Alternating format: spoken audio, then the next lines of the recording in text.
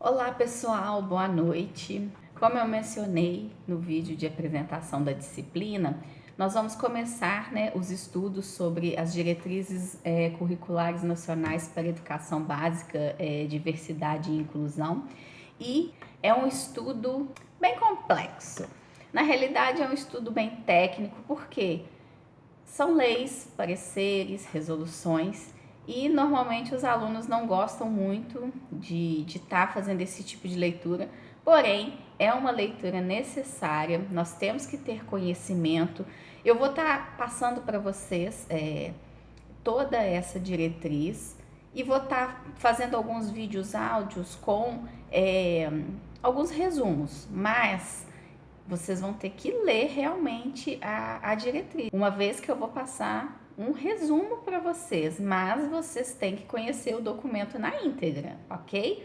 Então, qualquer dúvida, como eu já falei várias vezes, entrem em contato comigo. Não deixem acumular a dúvida. Havendo a mesma, vocês entrem em contato, ok? Então, vamos lá. Então, pessoal, nós iremos ver as diretrizes operacionais para a educação básica nas escolas do campo, parte 1. Tive que dividir esse documento na íntegra, tá? Estou proporcionando para vocês o documento na íntegra, em duas partes. Por quê? Porque é um documento extenso, tá? E para facilitar o entendimento de vocês. E vocês sabem que diretrizes, o que são as diretrizes? As DCNs, elas são normas obrigatórias para a educação básica que orientam o planejamento curricular das escolas e dos sistemas de ensino. Elas são discutidas e fixadas pelo Conselho Nacional de Educação. Como vocês podem verificar aqui, quando eu tenho um parecer do Conselho Nacional de Educação, aí vem sempre assim, ó, parecer CNE, Conselho Nacional de Educação. E o SEB significa Câmara de Educação Básica, ok? E mesmo depois que o Brasil elaborou a Base Nacional Comum, a BNCC, as diretrizes elas continuam valendo, porque são documentos complementares, né? As diretrizes dão a estrutura, a base, o detalhamento de conteúdos e as competências. E atualmente existem, como vocês já sabem, né, diretrizes gerais para a educação básica para cada etapa e modalidade, educação infantil, ensino fundamental e ensino médio, que também apresentam as suas diretrizes curriculares próprias. E as diretrizes buscam nada menos que promover a equidade de aprendizagem, garantindo que conteúdos básicos sejam ensinados para todos os alunos, sem deixar levar em consideração os contextos nos quais eles estão inseridos, que são diversos, né? E dentro da nossa disciplina, nós veremos na íntegra, como eu já mencionei, essas diretrizes curriculares nacionais para a educação básica, diversidade e inclusão, que abordam a educação do campo, indígena e quilombola, tá? A estrutura do documento vai ser sempre assim. Primeiramente vem um parecer, que normalmente ele é bem grande, porque ele vem com um relatório, ele vem com um estudo que foi feito sobre o assunto, tá? E posteriormente, após a análise do parecer, vem a resolução em si, que já é a norma em cima desse parecer, em cima desse relatório, em cima desse estudo.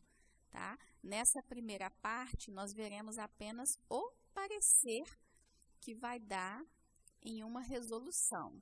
Na próxima aula, a gente vai estar vendo essa resolução e mais alguns outros pareceres que compõem a parte de diversidade e inclusão da diretriz de educação básica, ok?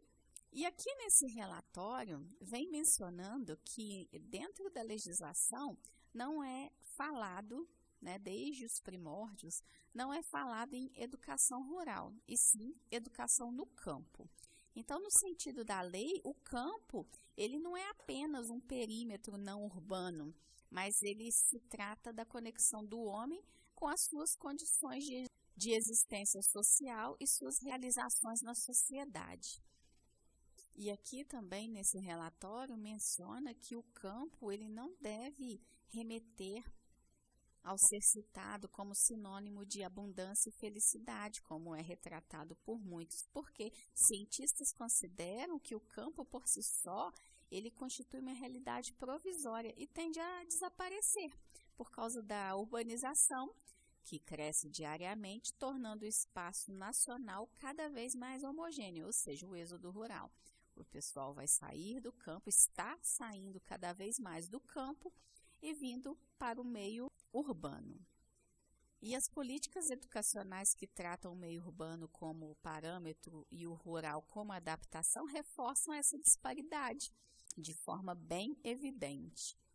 Aqui na página 3 vem falando do Seminário Nacional de Educação Rural e Desenvolvimento Local Sustentável, que as entidades presentes elas decidiram considerar o campo como um espaço heterogêneo, destacando as grandes diferenças com o espaço urbano.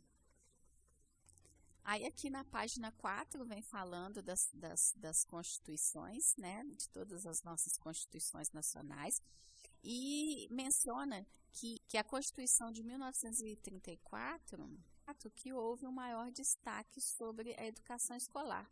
A educação rural em si, ela nunca havia sido mencionada nas constituições anteriores, de 1824 e 1891.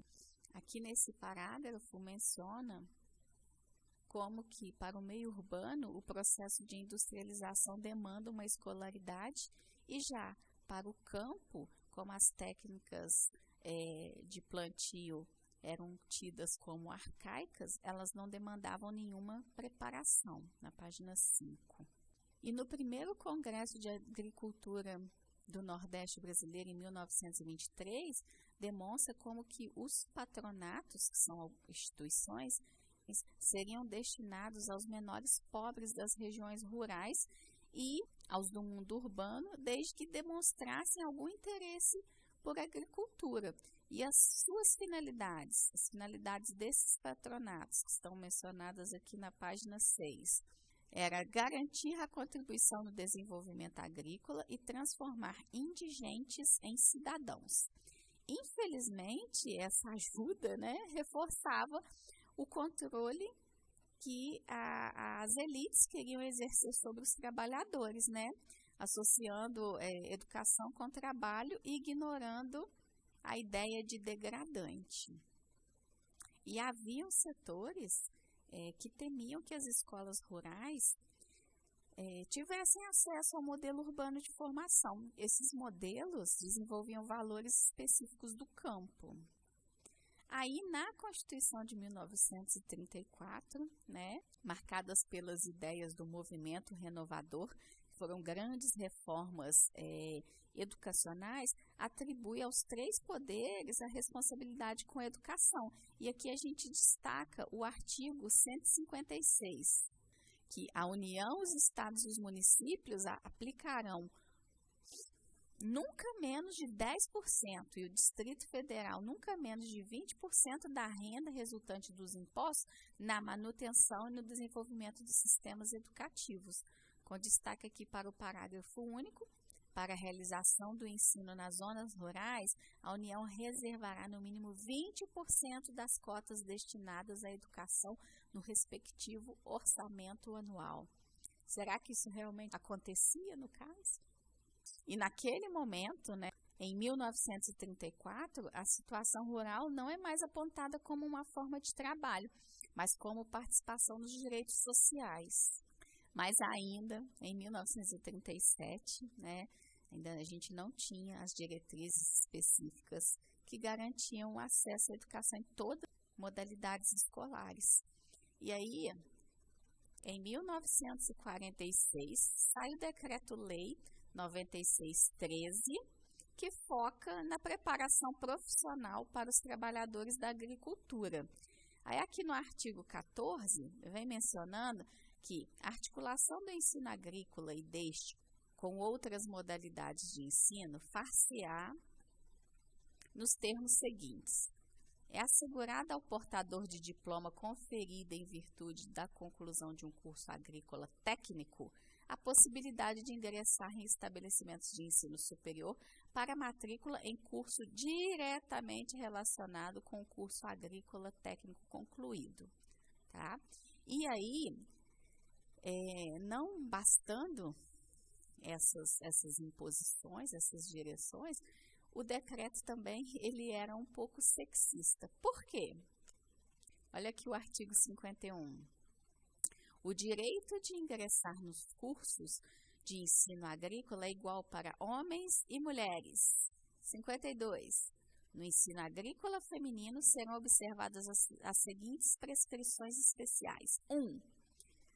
É recomendável que os cursos de ensino agrícola para mulheres sejam dados em estabelecimentos de ensino de exclusiva frequência feminina. As mulheres não se permitirá, nos estabelecimentos de ensino agrícola, trabalho que, sob o ponto de vista da saúde, não lhe seja adequado, ou seja, a imagem frágil da mulher. Na execução de programas em todos os cursos, ter-se-á em mira a natureza da personalidade feminina e o papel da mulher na vida do lar. 4. Nos 2 cursos de formação do primeiro ciclo, incluir-se-á um ensino de economia rural doméstica, ou seja, visava a mulher nessa questão de fragilidade, de ser doméstica, né? Ser ali do lar, enfim, é a época, né? Nós estamos falando de 1946. Aí, prosseguindo, aqui vem mencionando que na Constituição Federal de 1946, o documento volta mais ou menos às raízes de 34, que visa o lado social e assegura a gratuidade do ensino primário. Aí, em 1961, sai a Lei 4.024, e aqui no seu artigo 57, vem recomendando a formação dos educadores que vão atuar nas escolas rurais primárias. Ou seja, aqui já começa a aparecer a preocupação em estar oferecendo aos moradores da zona rural um estímulo de aprendizagem. E aí, já no seu artigo 31, essa lei já obriga as empresas que tenham mais de 100 pessoas trabalhando nelas a estarem mantendo o ensino primário para essas crianças e também para os seus servidores. E aí, como que se daria essa questão? Aí teria a alternativa de estar instalando a escola na propriedade, né? Poderia também estar oferecendo bolsas em outras escolas. Os proprietários rurais bancariam esses estudos. Ou ainda a criação de condição para facilitar os interessados estarem indo a essas escolas mais próximas. Aí, em 1969, é promulgada uma emenda à Constituição, certo? E que determina que todas as empresas deveriam garantir o ensino primário às crianças de 7 a 14 anos, tá? Porém, esse ensino poderia ser possibilitado diretamente ou indiretamente, desde que se pagasse o salário educação. E, mais uma vez, as empresas agrícolas ficaram isentas dessa obrigatoriedade. Ou seja, as empresas comerciais e industriais deveriam promover o preparo de todo o seu profissional, né? Qualificar esse profissional. Já as agrícolas não haviam necessidade de estar fazendo essa preparação. Em 1971, sai mais uma lei, a Lei 5.692, que mais uma vez fixa diretrizes e bases para o ensino de primeiro e segundo grau e dá outras providências, porém, desta vez já vem falando sobre a inclusão da população na condição de protagonista de um projeto social global. e propõe também, quando se fala em formação dos profissionais da educação, uma coisa importantíssima, olha, ajustamento às diferenças culturais. E uma coisa muito importante é que essa lei de 1971, ela propõe, pela primeira vez, a adequação de período de férias à época de plantio e colheita de safras. E aí sim, já em 1988, aí vem a nova Constituição Federal, que ela já vem propondo a educação como direito de todos e dever do Estado.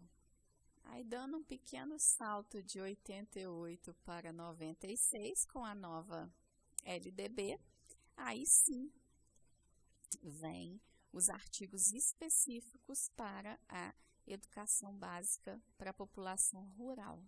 Há de se destacar que passa do processo de adaptação à adequação, né, que é uma nova forma de atendimento escolar para essas pessoas. E aí no artigo 26 menciona que, além da base nacional comum, cada estabelecimento escolar pode ter a parte diversificada exigida pelas diversidades de cada região. E aí eu retornando um pouquinho mais aqui na apostila, na página 14 e 15, o relatório do parecer vem falando sobre o ensino profissionalizante agrícola. E aqui explica como que cada estado, dentro da sua Constituição estadual, trata o ensino profissionalizante rural. E muitos, eles mudam a visão assistencialista que acompanha essa modalidade de educação. Aí no nosso estado, Minas Gerais, eu deixei em destaque aqui, no artigo 198 da sua lei maior, da sua Constituição Estadual, determina que o poder público garantirá a educação através, entre outros mecanismos, da expansão da rede de estabelecimentos oficiais que ofereçam cursos de ensino técnico-industrial, agrícola e comercial, observadas as características regionais e as dos grupos sociais, tá? Então, por hora, a gente vai estar encerrando esse estudo, tá? Como eu disse, essa é a parte 1, que fala sobre as diretrizes nas escolas, especificamente do campo. E aí, na próxima aula, nós continuamos a análise desse documento, ok? Um abração, bye bye!